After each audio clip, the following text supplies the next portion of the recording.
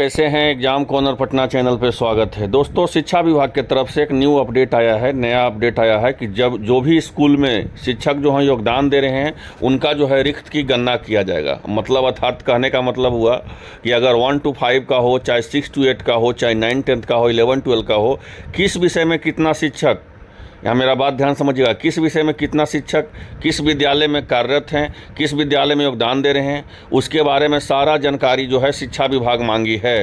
अब ऐसा जानकारी क्यों मांगी है, आज का हिंदुस्तान में ये पेपर में अपडेट है, ये न्यूज़ है। सारा जानकारी इस वीडियो के माध्यम से हम देंगे। जो भी चैनल पर नए हैं सब्सक्राइब कर लीजिए। सब्सक्राइब इसलिए कर लीजिए क्योंकि सही जानकारी आपको सर समय मिलता रहेगा। देखिए, हुआ क्या है कि आपको पता है कि स्कूल में दो तरह से शिक्षकों का जो है चयन हुआ है। एक चयन तो हुआ है बीपीएससी के थ्रू से और एक चयन हुआ है सक्षमता परीक्षा के थ्रू से। सक्षमता परीक्षा के थ्रू से जो है आपको विशिष्ट परीक्षा के तहत सक्षमता परीक्षा लिया गया है और बीपीएससी के टीआरई के तहत जो है आपका स्कूल में बीपीएससी टीचर का लिया गया है, जिसमें जो है दो तरह के टीचर जो है विद्यालय में कार्यरत हैं। एक है सक्षमता परीक्षा पास करके कार्यरत हैं और एक है बीपीएससी के कार्यरत हैं। अब जो है शिक्षा विभाग जो है क्या बोली है, शिक्षा विभाग बोली है कि कौन सा विषय में कौन सा स्कूल में कितना शिक्षक की आपका रिक्तियाँ हैं उसको पहले बताएं। तो रिक्तियाँ तभी बताया जाएगा कि जब उस स्कूल में कितना शिक्षक ऑलरेडी कार्यरत हैं। ठीक है, अगर बाय द वे किसी विषय में 15 सब्जेक्ट है, 15 सब्जेक्ट का टीचर है जिसमें 12 गो है, 12 टीचर जो है ऑलरेडी प्रेजेंट हैं और 3 विषय का अगर रिक्तियाँ हैं तो 3 विषय का रिक्तियाँ जो है आपको शिक्षा विभाग लेगी। उसके बाद 3 विषय का जो रिक्तियाँ हैं उसको शिक्षा विभाग भरेगी। इसी के लिए जो है सभी जिला में जो है स्कूलों में आपको शिक्षकों की रिक्त की होगी आपका गणना। अब 15 से 22 अप्रैल तक जिलों में बुलाया गया था। यहाँ पे देख लीजिए 2 से 3 इंपॉर्टेंट अपडेट बता देते हैं। सक्षमता परीक्षा में उत्तीर्ण नियोजित शिक्षकों को नए स्कूलों में प्रस्थापित करने के लिए नए सिरों से जिलों की रिक्त की गणना होगी। शिक्षा विभाग ने यह निर्णय किया है कि स्कूल वार रिक्त पदों की गणना करने के दौरान सक्षमता परीक्षा उत्तीर्ण शिक्षकों को चिन्हित किया जाएगा, जिस तरह से मैं बताए आपको, ताकि यह जानकारी हर जिले में हो रहे उनके यहाँ किस स्कूल में कितने शिक्षक की नए जगह पदस्थापित करना है, इसको लेकर विभागों में जिला का दिशा निर्देश दिया गया है।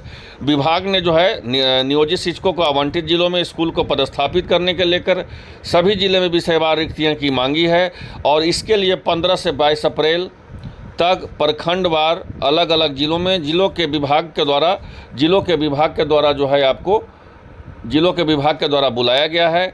और इसी दौरान जो है विभाग को बताया गया कि सक्षमता परीक्षा में किन स्कूलों में कितने शिक्षक उत्तीर्ण हुए हैं।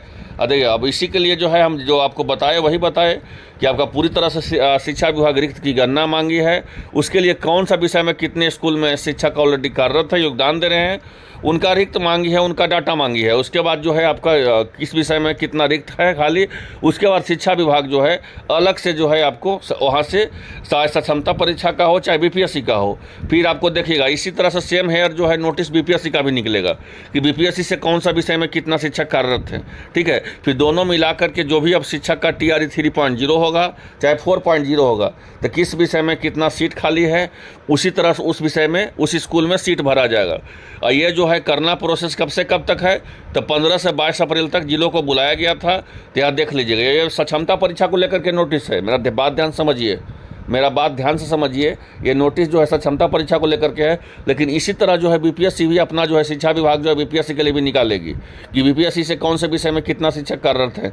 उसके बाद जो रिक्त बचेगी वो शिक्षा विभाग के पास जाएगी और शिक्षा विभाग जो है रोस्टर जारी करेगा और उतना विषय का जो है फिर से अगर वैकेंसी टीआरई 3.0 का आएगा चाहे 4.0 का आएगा, उसी तरह वही वैकेंसी से 3.0 या 4.0 का वैकेंसी में जो भी बहाल होंगे उनको फिर भरा जाएगा। तो आई होप आप लोग आसान भाषा में पूरी तरह समझ गए होंगे।